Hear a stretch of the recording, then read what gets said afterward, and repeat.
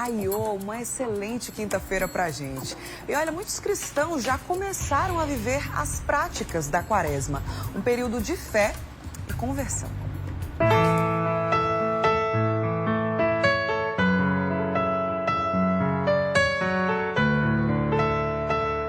Um período de introspecção e de busca de espiritualidade, a Quaresma começa trazendo para todos nós um desafio, mas não um desafio qualquer. As pessoas em geral, elas usam a Quaresma para abrir mão de alguma coisa, mas esse abrir mão tem uma mensagem muito mais profunda. Eu tô com a Anne aqui, ela é professora universitária e há anos ela pratica esse jejum quaresmal. E a cada ano você tem uma experiência diferente com Deus, abrindo mão de algo diferente. Anne, essa tradição dentro de você, dentro da sua vida, é uma tradição que veio de família ou é algo que você começou por conta própria? Ah, eu sou católica e quero praticar isso. Como é que foi para você o início dessa relação com o jejum quaresmal? Bom, a Quaresma na minha família era experimentada por todos. Meus avós, meus pais, comigo, né? Desde criança a gente foi aprendendo a pequenas coisas que a gente poderia abrir mão, né? Para que a gente pudesse se moldar aquilo que é não somente a vontade de Deus, mas aquilo que a gente acredita que é melhor para nós, né? Então nesse processo eu fui entendendo também, quando me tornei adulta, da importância do jejum quaresmal e de viver bem a Quaresma. Na Quaresma a gente vive basicamente 3 coisas, né? Dentre tantas, 3 coisas a gente vive. A gente vive o jejum, a esmola e a oração. Nesse processo, o jejum é o que é mais falado, é mais conhecido, exatamente porque ele busca domar os nossos instintos humanos, os instintos da carne. Então a gente vai abrindo mão de coisas que podem, no momento, parecer bom, mas para que no momento de crise, aquilo que seria somente o instinto da gente venha a ser orientado, ordenado, né? Então, esse processo de jejum é isso, é a ordenação dos nossos instintos, a ordenação de quem nós somos, para que possamos ser alguém melhor. Eu já fiz jejum de alimentação, já fiz jejum de rede social, já fiz jejum de estar em alguns lugares, né? De conversar determinados assuntos, né? Então, tudo isso foi realmente, foi um processo de crescimento espiritual e também de crescimento humano, né? É um processo árduo, mas é um processo muito gratificante. Vale muito a pena para quem se dispõe a viver, né? São 40 dias. A gente começa a Quaresma lá na quarta-feira de cinzas, terminamos ali antes da quinta-feira santa, né? E vivemos essa experiência de abraçar a fé como um todo, não de forma parcial, entendendo que Deus pode transformar tudo. Ele, o grande agricultor, o grande arquiteto, né? Ele pode transformar tudo. Quem dirá nossas almas, né? Somos só um, né? Então, tudo ele pode fazer.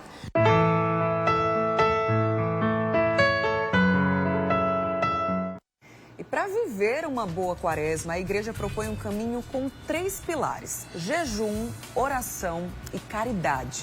O padre Marcelo Monte está aqui para conversar sobre esse assunto com a gente. Bom dia, padre, seja bem-vindo. Bom dia. Obrigado, Bruna, pelo chamado aqui para falar um pouquinho sobre esse caminho tão bonito na vida litúrgica da igreja, né? Que é tão bem vivenciado na vida do nosso povo. Pois é, a Quaresma é uma prática que surgiu há muitos e muitos anos, né? Mas existe um propósito, um sentido, não é somente uma tradição, né, padre? Explica pra gente que sentido é esse. A Quaresma, ela é, antes de tudo, um caminho, e eu até chamaria uma escola de santidade, né? Porque que nós nos propomos, né, a praticar, né, esse caminho penitencial, que é um caminho duro, mas que nos levará a um fim, né, que é o amor.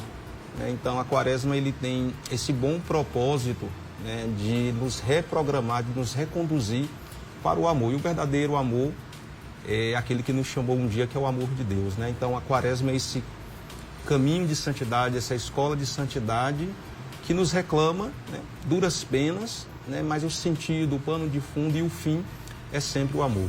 São 40 dias, a começar da quarta-feira de cinzas, né? Por isso que eu falei lá no comecinho que muitos cristãos já começaram a viver esse período, né? E vai até quando, padre?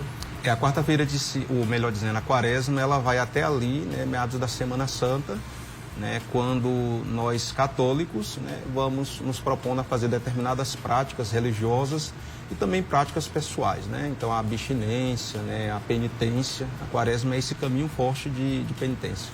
Acho importante falar sobre essa diferença, né? Que existe diferença entre o jejum e a abstinência. Eu queria que você explicasse para a gente. O jejum, né, geralmente é um jejum alimentar, né, que a igreja nos convida ontem na quarta-feira de cinzas e na sexta-feira da paixão. E a abstinência, nós podemos fazer também a abstinência de carne, de alguns comportamentos, né, como geralmente as pessoas, elas costumam, às vezes elas confundem um pouco, né? Mas o mais importante é entender que a conversão, né, é sempre esse chamado que está por detrás do jejum ou da abstinência. A gente viu aí até na nossa reportagem, né, a nossa entrevistada falando sobre as práticas que ela já teve nesse período, falou sobre a abstinência de redes sociais, por exemplo. O que é que a igreja indica nesse momento, sugere? Porque não é uma imposição, não é uma obrigação, mas uma proposta mesmo de conversão, esse caminho de fé e conversão, né, padre? O que é que a igreja sugere? A quaresma, como eu dizia há pouco, é esse caminho de amor. E o amor, ele nunca impõe, mas o amor é exigente quando ele é verdadeiro, né? Então, as pessoas no geral, né, abordam, padre, que tipo de abstinência eu devo fazer? A abstinência, ela precisa ser algo difícil, algo que me custa. Como o amor ele sempre custa, né? O sacrifício, dar a vida. Então a igreja, ela não impõe, né? Mas ela sugere, ela oferece e até motiva vivamente, né? O jejum, a abstinência, porque a igreja vai entendendo que esse caminho penitencial da quaresma é um caminho que nos levará à cruz e à ressurreição de Jesus, né? Que é o auge, a cruz é o auge do amor de Deus pela humanidade. E nós não podemos, né, chegar no final desse itinerário. Eu costumo dizer que a quaresma é uma procissão de amor, né? Nós não podemos chegar aos pés da cruz com a Santíssima Virgem Maria despreparados, né, sem ter o coração, né, com as coisas no seu devido lugar. Então, por isso que a quaresma, ela é esse caminho exigente de amor, mas nada impõe, porque o amor nunca impõe. Mas o amor é sacrifício, é entrega voluntária. Ontem a gente estava conversando sobre esse assunto aqui na redação da TV Correio e lá nós temos muitos colegas, né, de diferentes religiões. Tem cristãos católicos, evangélicos e algumas pessoas com dúvida assim, poxa, será que só os católicos devem seguir esse caminho, né, de fé e conversão e exercer as práticas da quaresma? Evangélicos também podem? Quem deve fazer? Quem deve fazer essas práticas como a gente citou lá no começo? Jejum, caridade... Quem é que deve passar por esse período, padre?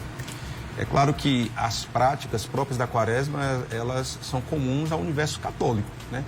Mas a igreja, porque ela é a igreja de Cristo, ela é sempre uma igreja de portas abertas, como costumeiramente o Papa Francisco nos convida, né? Por exemplo, a quarta-feira de cinzas. Quem pode receber as cinzas, né?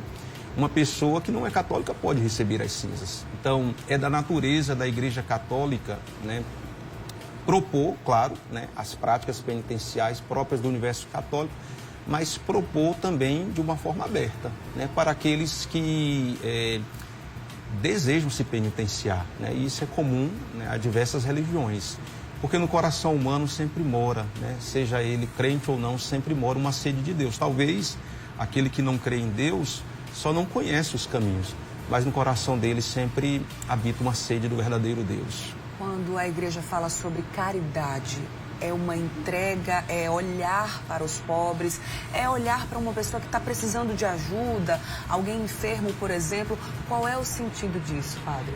O conceito original de caridade, ele não é sociológico, ele se desdobra no social. Mas a caridade para o evangelho é sempre uma entrega. Por exemplo, a caridade de Cristo na cruz, ela é uma entrega, é um sacrifício, né, pelos pecadores. Mas é óbvio, né, que a caridade nos convida, né, às necessidades dos nossos irmãos, né?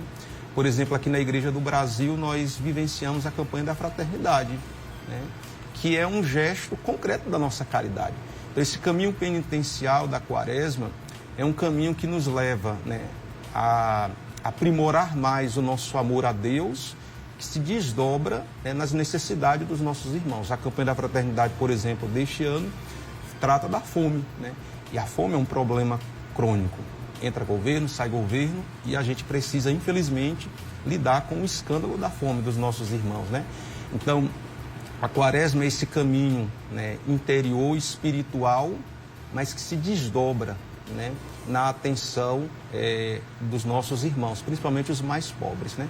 Porque a caridade, o caminho penitencial da quaresma faz vencer o nosso egoísmo, né? Então, quando a gente vence o egoísmo, a gente percebe quem está do nosso lado necessitado de pão.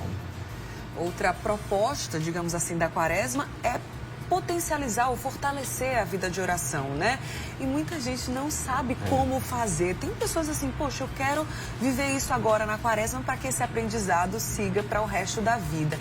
Existe algum segredo, alguma forma de se recolher no quarto ou em qualquer lugar que seja para potencializar isso, padre? Como é que você sugere para os cristãos para fortalecer essa vida de oração? É muito importante pontuar isso, Bruna, porque tudo isso que nós falamos até agora sobre o caminho penitenciário da quaresma só vale se tiver oração, né? Porque é na oração que o nosso coração é transformado, é na oração que o nosso egoísmo, né, é vencido. Então, há práticas muito frequentes que a igreja nos oferece. Por exemplo, quem mora na capital, né, nós temos diversas paróquias, missas diárias. Sim. Por que não ir à missa mais frequentemente além do domingo, que é a missa de preceito, né, a nossa obrigação como católico? Então, ir à missa mais frequentemente ao longo da semana, ler o Evangelho do dia. Hoje nós temos, né, os aplicativos, o celular, o Evangelho na mão, né? Por que não retomar, né, a leitura diária do Evangelho de cada dia? O aplicativo ali muito fácil nos oferece. Então, há diversas práticas de oração, né? A oração do texto, né? Então, essas práticas de oração nos ajudam a entender que Deus, né, deve ser o primeiro na nossa vida. Porque a gente vai se entregando a tantas obrigações do dia a dia e às vezes a gente vai perdendo, né, essa centralidade, essa primazia de Deus. E a oração nos recoloca, né, na vontade de Deus pelo caminho da oração. Como a gente falou, né, são 40 dias intensos de práticas e de exercícios mesmo, né? De jejum, abstinência, caridade, oração. Para que isso tenha sentido, propósito, os aprendizados vividos nessa fase precisam ir além, né, isso. padre? A gente está vivendo esse período de 40 dias, mas aí depois esses aprendizados precisam criar base mesmo, né? E frutificar. Eu acho que esse é o principal sentido, talvez, né? Os tempos litúrgicos na vida da igreja são sempre tempos pedagógicos, né? Nós vivenciamos 40 dias de quaresma, mas a vida cristã é uma perene quaresma aqui neste mundo. Então, nós caminhamos, se a quaresma é esse tempo de purificação, de preparação para a Páscoa, né, e a nossa vida aqui é uma perene quaresma, porque nós caminhamos para a Páscoa eterna, né, que nós iremos um dia celebrar, né, para sempre com o Cordeiro que venceu a morte e que venceu o nosso egoísmo. Padre, muito obrigada, viu? Nada. Uma feliz quaresma para o Pra senhor, todos nós. para os seus paroquianos. Qual é a sua paróquia mesmo? Paróquia Santo Inácio de Loyola, lá no Alto do Céu, Mandacaru. Muito obrigada, uma feliz quinta-feira, viu? Até a E Deus próxima. abençoe a você que nos acompanha. Deus Amém. abençoe. Muito obrigada.